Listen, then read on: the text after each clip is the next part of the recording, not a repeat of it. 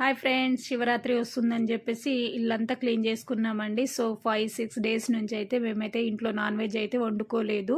So Shivaratri అయితే వెళ్ళిపోయింది. So Tuesday రోజు అయితే వండుకుందాం అనుకున్నా, కానీ కుదరలేదు. సో ఈ రోజు ఎలాగైనా చికెన్ వండుకుందాం అని చెప్పేసి చికెన్ అయితే తెప్పించుకున్నానండి. కేజీ చికెన్ వచ్చేసి 240 రూపీస్ అంట.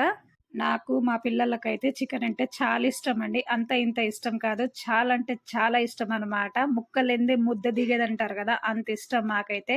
మాకు చికెన్ ఇష్టం అయితే, మా ఆయనకైతే మటన్ ఇష్టం అండి. చికెన్ అయితే అంతలా తినడు. అందుకని బగారా చికెన్ గ్రేవీ చేసేద్దాం అనుకున్నాము. సో మా బాబు వచ్చేసి చికెన్ గ్రేవీ వద్దు మమ్మీ, ఓన్లీ చికెన్ ఫ్రై మాత్రమే చేయి అన్నాడు. సో చికెన్ ఫ్రై అయితే చేస్తున్నాను. వేడి వేడి వేడి నూనె నా మీద ఎంత కోప్పడుతుందో, నా మీద అయితే పటాపటా పడుతుంది.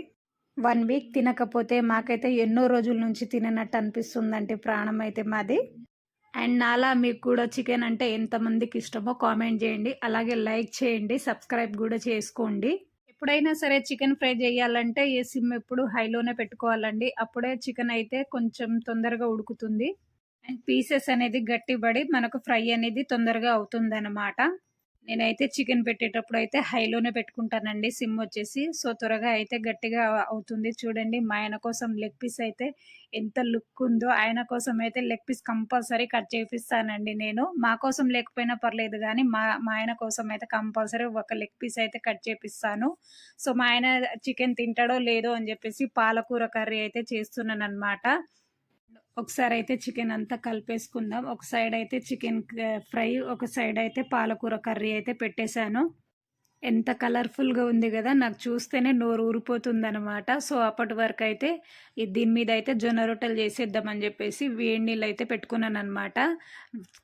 జొన్న రొట్టె విత్ చికెన్ అయితే సూపర్ ఉంటుంది కాంబినేషను. సో నీళ్ళైతే వేడైపోయినాయి. ఇప్పుడు ఆ వేడి నీళ్ళు అయితే పిండిలో కలుపుకుందాం. కొంచెం కొంచెం వాటర్ వేసి కొంచెం కొంచెం కలుపుకోవాలి పిండి అంతా.